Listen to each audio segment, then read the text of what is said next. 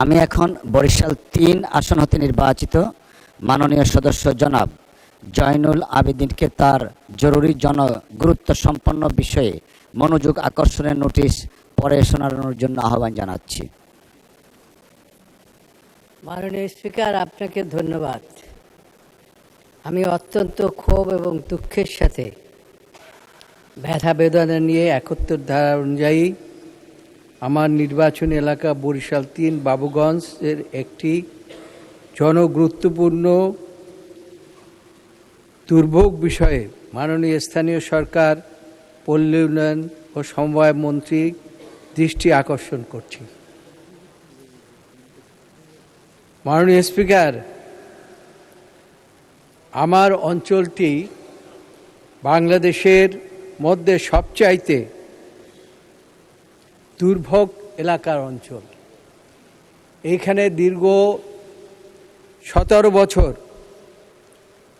কোনো রাস্তাঘাট হয়নি, একটা ইটের ছোঁয়াও পড়েনি। মাননীয় স্পিকার, শুধু তাই নয়, কোনো একটি মাটির রাস্তাও সেখানে তৈরি হয়নি, যে কারণে কৃষি পণ্য পরিবহন এবং রোগী পরিবহন, এমনকি ঠেলাগাড়ি পর্যন্ত কোনো রাস্তা দিয়ে চলে না। আমার জানা নাই যে এখনো কোনো অঞ্চলে বাসের সাক্ষ্য আছে কিনা। মাননীয় স্পিকার, আমি গিয়েছিলাম জুলাই সনদের শহীদ হওয়া আমাদের এক আমিনুর রহমানের বাড়িতে। সেই বাড়িতে ঢোকার সময় আমাকে বাসের সাক্ষ্য দিয়ে কোনোভাবে যেতে হয়েছে। মাত্র ১৫ মিনিটের রাস্তা বাবুগঞ্জ থেকে, সেখানে আমাকে যেতে প্রায় ১.৫ ঘন্টা সময় লেগেছে। এ হয়েছে রাস্তার অবস্থা। মাননীয় স্পিকার,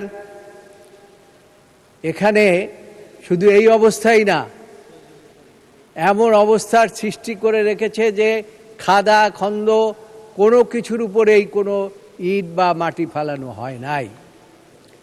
এই অঞ্চলের মানুষ গত নির্বাচনের পূর্বে মানুষকে আমি ওয়াদা করেছিলাম, যদি ধানের শীষে আপনারা ভোট দেন, আমাদের নেতা জনাব তারেক রহমান বাংলাদেশের প্রধানমন্ত্রী হবেন, এবং তিনি প্রধানমন্ত্রী হলে ইনশাআল্লাহ এই অঞ্চলের এই যে জনদুর্ভোগ, এই দুর্ভোগ থেকে মানুষ রেহাই পাবে।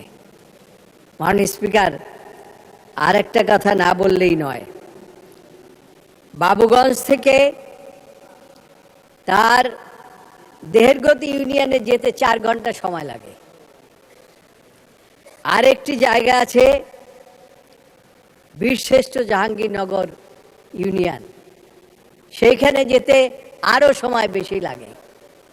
এই দুইটি জায়গায় যদি দুটি অন্তত ছোট ছোট ব্রিজ করা যায়, তাহলে পরে ১৫ মিনিটে এই দুইটি অঞ্চলে যাওয়া একেবারেই সহজ। মাননীয় স্পিকার, না হলে পরে মানুষের দুর্ভোগের আর কোনো সীমা থাকে না। সেজন্য আমি মাননীয় পল্লী উন্নয়ন এবং স্থানীয় সরকার সমবায় মন্ত্রীর দৃষ্টি আকর্ষণ করছি, অনতিবিলম্বে আমার এলাকার এই রাস্তাঘাট অন্তত পুনর্নির্মাণ করে হোক, সংস্কার করে হোক, উন্নততর করা, অন্যথায় মানুষের দুর্ভোগের আর সীমা থাকবে না। মাননীয় স্পিকার, আপনাকে ধন্যবাদ। ধন্যবাদ মাননীয় সদস্য। মাননীয় স্থানীয় সরকার, পল্লী উন্নয়ন ও সমবায় মন্ত্রী জনাব মির্জা ফখরুল ইসলাম আলমগীরকে এই বিষয়ে তার সংক্ষিপ্ত বিবৃতি প্রদানের জন্য আহ্বান জানাচ্ছি। ধন্যবাদ। ধন্যবাদ মাননীয় স্পিকার। মাননীয় সংসদ সদস্য জনাব জয়নুল আবেদিন যে জরুরি জনগুরুত্ব সম্পন্ন বিষয়ের উপর নোটিশ দিয়েছেন, তার উত্তরে আমি তাকে জানাতে চাই যে তিনি যে কোনো সময় আমাদের মন্ত্রণালয়ে এসে তার এই সমস্যাগুলো আমাদেরকে লিখিতভাবে জানালে আমরা অবশ্যই তার সমস্যাগুলো দূর করবার চেষ্টা করব। ধন্যবাদ মাননীয় স্পিকার।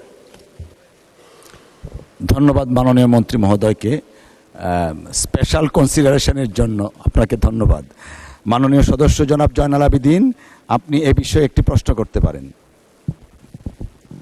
মাননীয় স্পিকার, আমি তো আগেই বলেছি যে এরকম অঞ্চল বাংলাদেশে দ্বিতীয়টি আছে কিনা আমার জানা নাই, তবে আমি এর পরবর্তীতে আমি উত্থাপন করব। অবশ্য সেটা আমাদের এই স্থানীয় সরকার মন্ত্রণালয়ের নয়, একটি ব্রিজ এই যে অন্তর্বর্তী সরকারের উপদেষ্টা তড়িঘড়ি করে উদ্বোধন করে এসছেন, কিন্তু কাজ ইনশাআল্লাহ শুরু হয় নাই। এই বৃষ্টি না হওয়ার কারণে এইখানে বাবুগঞ্জ, মুলাদি, বরিশাল, মেহেন্দিগঞ্জ, হিজলা এই অঞ্চলের মানুষের আসা যাওয়ার জায়গা। মাননীয় স্পিকার, এই বৃষ্টি শুধুমাত্র লোক দেখানোভাবে শুধুমাত্র একটা উদ্বোধন করে এসেছেন, কিন্তু পরবর্তীতে আর কোনো পদক্ষেপ গ্রহণ করেন নাই। কাজেই আমি আপনার মাধ্যমে আমি মাননীয় মন্ত্রীকে বলতে চাই, কবে নাগাদ এই বৃষ্টির কাজ শুরু হবে এবং মানুষ দুর্ভোগ থেকে রেহাই পাবে। ধন্যবাদ মাননীয় সদস্য। মাননীয় মন্ত্রী। ধন্যবাদ মাননীয় স্পিকার।